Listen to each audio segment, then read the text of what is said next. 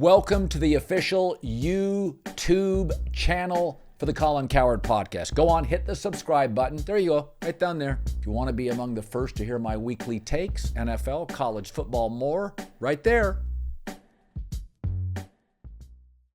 I watched it on a plane. Generally, the great team beats the great player. I think UConn is going to beat Zach Edey. South Carolina's bench at one point had 30 points. Iowa's had none. So the better team, frankly, I thought UConn women were better than Iowa. I thought the last two games, Caitlin Clark just kept them close. I've heard Trey Young, she's a better passer than Trey Young. If at this point, even LeBron came on X and said, listen, if you don't like your game, stay away from those people. Those people are crazy people. Between the continuity and chemistry of women's basketball, because they're all coming back, juniors and seniors, the quality of basketball is really good. But the product's good when I watch it. I thought these last two games, and listen, beside a couple of times last year, it's not like I've been glued to Caitlin Clark's season. I was riveted. That UConn game, one, because you think she's going to lose. Clearly, You're playing Gino, an all-time program, and she willed her team to win. Colin, I was tempted. They were a big underdog. I almost gambled on women's college basketball game, and it wasn't going to be a small amount, but I got, obviously, South Carolina hadn't lost, and you knew early, you're like, God, this South Carolina team is loaded with athletes. They had 5 new starters from last year. This is like the Alabama of college basketball right now. But she is, what I don't understand, and I get it, like I defend the guys in the NBA from the 80s and 90s who could be negative toward the newer guys. Yeah. They're not talking about Steph Curry and Giannis. They're talking about the percentage of guys making these $200 million contracts that should not be making that. I'd be bitter too if I was them. Yeah. You saw a lot of former women stars come out. It's like, guys, I'm going to pay attention to what she does in the WNBA. Not claiming I'm going to get the WNBA package here, right? But she's the first player to get me to pay attention. Obviously, college basketball, women's or men's, their brand, Iowa brand, is infinitely bigger than the WNBA as a whole, right? And so it's hard to compare, but she clearly has transcended it all. And we don't feel and see this that often, right? Well, it happens every so often, and especially in a sport like women's college basketball, it's cool. Yeah, Cheryl Miller got 12 million viewers back in '83. I went and looked it up on YouTube. The women's game is much better, but it is a phenomena, and phenomenons don't grow to the sky. Like, the numbers will come back down to earth. The games that get ratings are ones with Caitlin and the game following one with Caitlin, which retains about 60%. 15 million people are watching these women's college basketball games. Yeah. That's an incredible accomplishment. Yeah, and the quality is just better. But I think Cheryl Miller, I can remember being fascinated with Cheryl Miller. Nancy Lieberman was great, but I don't know if I wasn't fascinated by her. She was just great. But I think Caitlin's got the magic dust, and I don't think you get it very often. I think Michael had it. I think Tiger had it. Tiger changed my viewing habits on Sunday. The Sopranos and Tiger Woods changed my viewing habits. Ohtani, I'll tell you a guy that had it.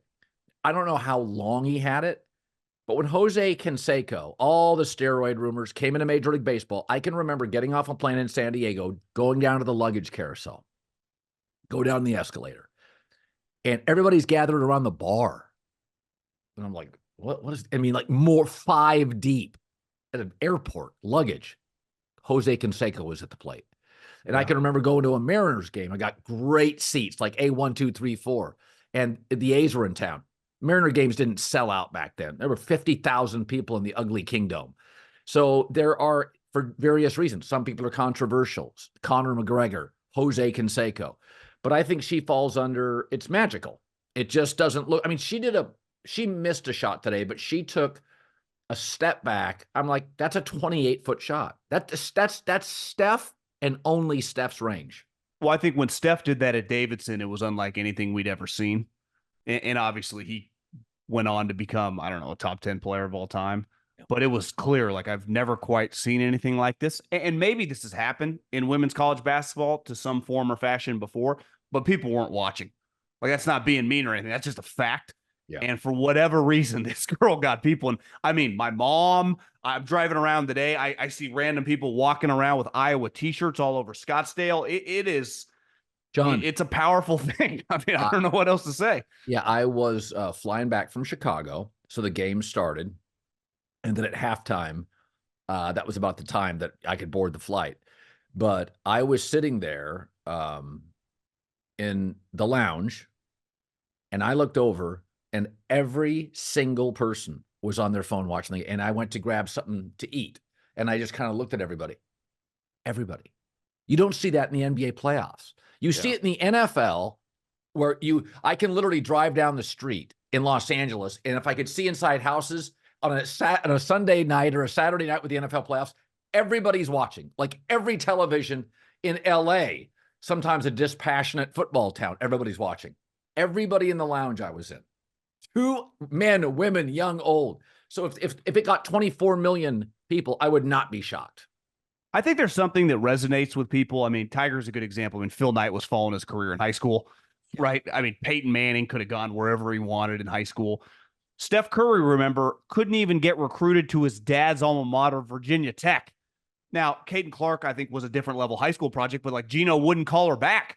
Yeah. So, I mean, clearly she feels like one of the great girls that would have been at UConn, that would have been at Tennessee under Pat Summitt or at South Carolina, but she ended up at Iowa with, I don't have the scouting report on all the top colleges. It doesn't quite feel like their squad is as good as some of these other squads from a talent standpoint, definitely from a size standpoint. So what she did is just something that we will, however her career goes on from here, it'll be something that no one will ever forget, which is cool. Like, isn't that what sports is about? Having some fun?